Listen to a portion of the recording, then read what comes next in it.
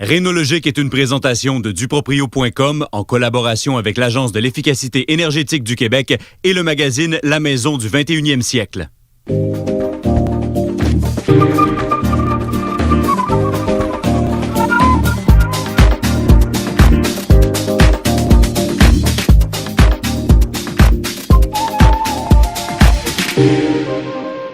Bienvenue à Rénologique, cette semaine spéciale journée annuelle de la Maison verte 2008 qui se déroulait le 18 octobre dernier. C'était une première au Québec. On a visité 4 des 12 propriétés qui étaient à visiter lors de cette journée.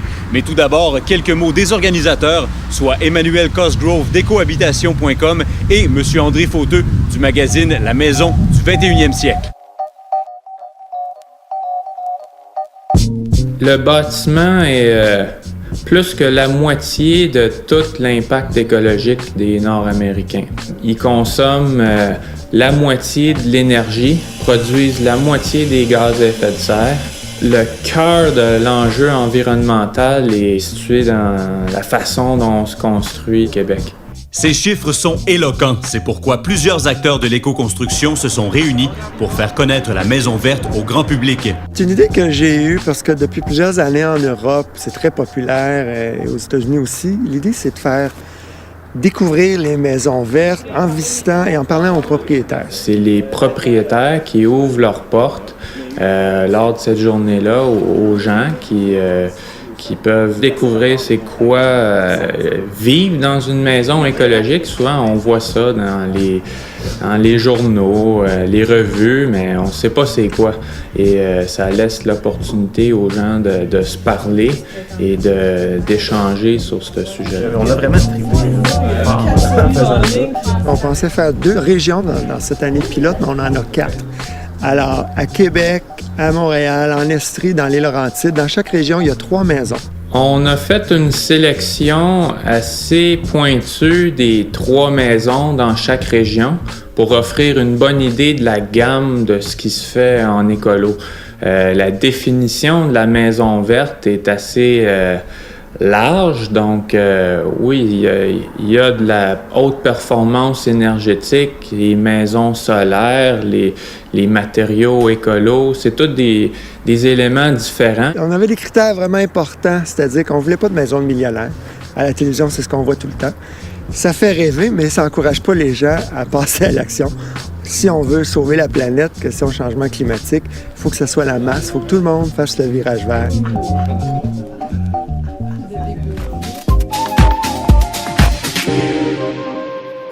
On débute la visite à l'instant avec la maison de M. André Fauteux lui-même à Sainte-Adèle, dans les Laurentides.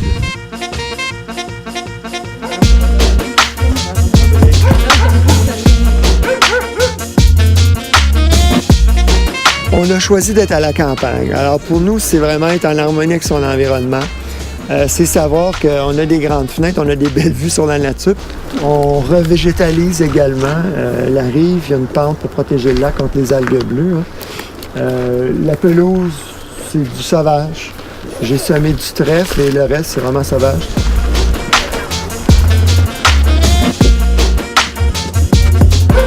La maison de M. Fauteux est énergétiquement efficace. Orientation de la fenestration vers le sud, panneaux solaires, ventilateur avec récupération de la chaleur et une bonne isolation à la cellulose. J'ai une douzaine de batteries dans mon sous-sol. On accumule l'énergie solaire et Hydro-Québec également est branché sur les batteries pour qu'elles soient toujours au maximum. Alors, on consomme toujours. C'est un 650 watts qu'on produit. On a une bonne sécurité. Je peux finir mon magazine s'il y a une panne prolongée. Si vous voulez acheter ça, payez un peu plus cher. Lors de sa présentation, M. Fauteux a voulu insister sur l'importance d'une maison saine pour ses occupants. Vous remarquez les planchers. On a une carpette ici en fibre naturelle. Et tous les planchers dans la maison, à part ça, c'est du bois franc, c'est de la céramique, un petit peu de liège. Donc, si vous voulez du tapis, limitez les surfaces.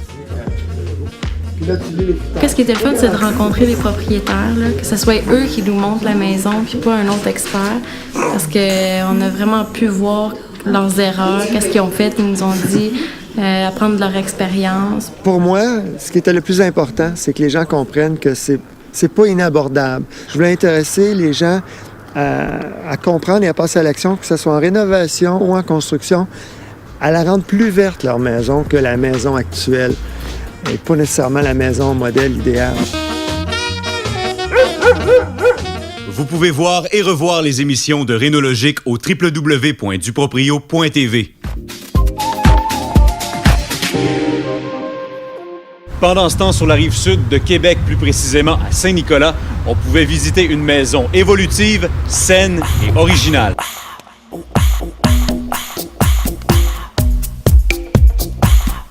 C'est basé un peu sur le principe Bâtiflex, qui est des maisons, on va dire, évolutives, là, qui peuvent se transformer au cours des années selon les besoins. Avec toute l'évolution de la famille, il peut y avoir des changements, donc s'adapter aux besoins familiaux.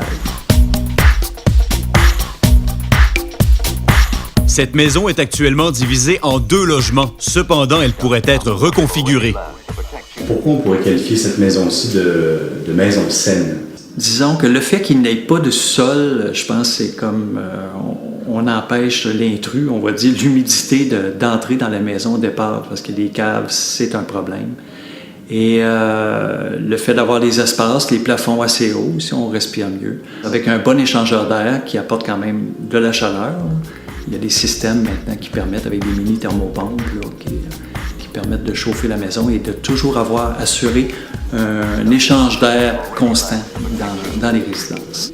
Monsieur Dubé travaille dans le domaine de la construction. Il en a profité pour construire sa maison lui-même. Il a opté pour des matériaux naturels afin de s'assurer qu'il ne se démode pas. C'est le côté esthétique qui primait, là, dans le fond, là, puis aussi le plaisir de vivre avec des beaux matériaux. Au toucher, à la vue, c'est certain que c'est quelque chose qui vit bien dans le temps. Ici aussi, la fenestration est orientée vers le sud pour un chauffage solaire passif. Les arbres devant les fenêtres assurent une climatisation naturelle en été et laissent passer les rayons du soleil et la lumière en hiver.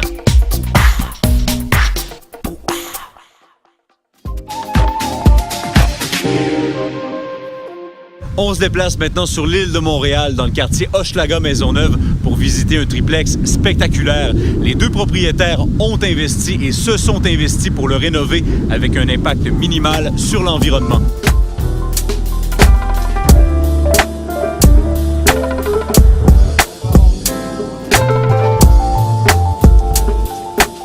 C'est un triplex qu'on a acheté en 2004. On a acheté ça pour habiter dedans, avec l'idée d'habiter quand même en hauteur. On avait un petit appartement sur Saint-Denis. Et puis, on voulait plus grand, on voulait se rénover quelque chose à nous. L'idée de rénover écologiquement, c'était pas vraiment planifié. C'est venu dans les circonstances médiatiques du temps, c'était la Centrale du Suroît. Et puis, de fil en aiguille, on a connu différentes ressources, différents salons d'habitation plus écologiques, la maison du 21e siècle qu'on s'est fait donner par hasard. Ça a réorienté notre projet de rénovation. On a tout dégarni à l'intérieur, rien de ce que vous voyez là était présent. On a, dans la mesure du possible, respecté les matériaux qui étaient déjà en place. Donc, toute la cabinetterie ici est faite avec du bois qui était dans les murs, sur les planchers. Un chantier impressionnant. Tous les matériaux réutilisables après la démolition ont été réutilisés. On a récupéré tout ce qu'on pouvait, c'est-à-dire qu'on a gardé tout le bois. La seule chose qu'on n'a pas été capable de récupérer, puis je pense maintenant vous seriez capable, c'est le gypse. Nous, c'est parti directement... C'est le plâtre. C'est le plâtre, le gypse et le plâtre. C'est parti directement à l'enfouissement.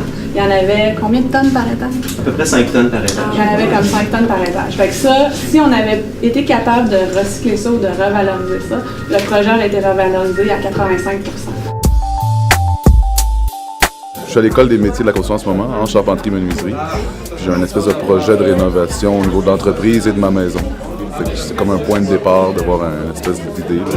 Je trouve que c'est vraiment des idées intéressantes, de garder les choses, puis de les transformer, leur donner une deuxième vie, troisième vie. Là. Même la table à dîner a été fabriquée à partir du bois de l'ancienne structure. Tous les matériaux choisis par les propriétaires sont sains et de provenance la plus locale possible. Le mobilier et les accessoires ne faisaient pas exception. Une fois que la maison est rénovée écologiquement et qu'on a une maison qui est saine, il faut faire attention à ce qu'on rentre dedans pour pas que ça devienne chimique parce que c'est super facile. Donc, Dominique a magasiné des heures de temps pour trouver le bon tissu en chanvre biologique pour faire les rideaux. Même chose pour le divan, on l'a fait faire sur mesure avec aucun matériel chimique dedans.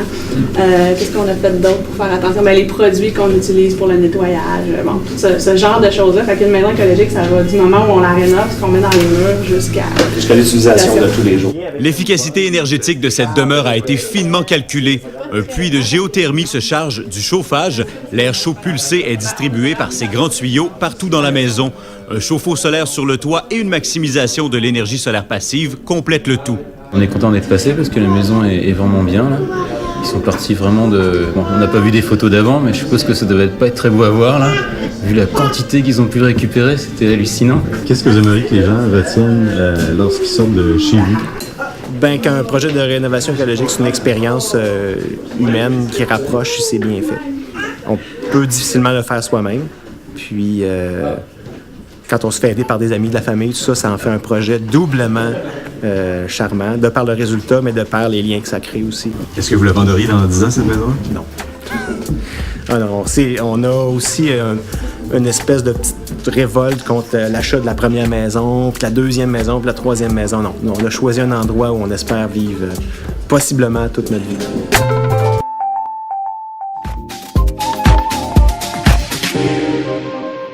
La dernière, mais non la moindre, la maison d'Emmanuel Cosgrove. Elle est située dans le quartier Outremont à Montréal et c'est l'une des plus vertes en Amérique du Nord. Ça consomme très peu d'énergie à la base. C'est fait à plus des 3/4 avec des matériaux récupérés ou recyclés.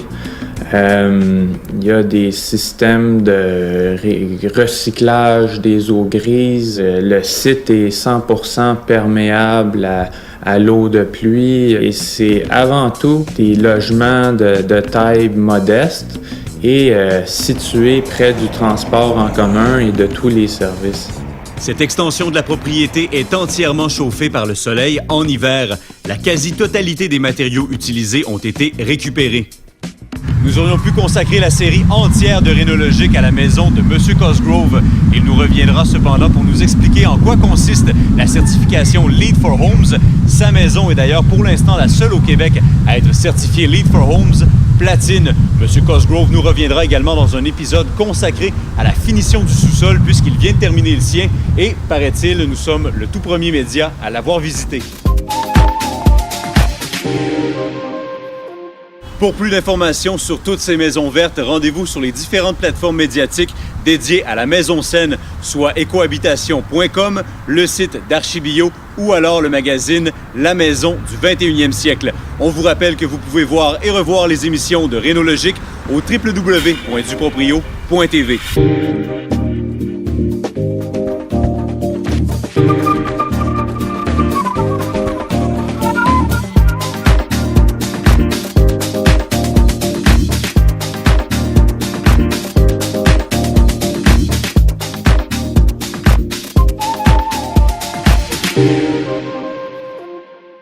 Rénologique était une présentation de duproprio.com en collaboration avec l'Agence de l'efficacité énergétique du Québec et du magazine La Maison du 21e siècle.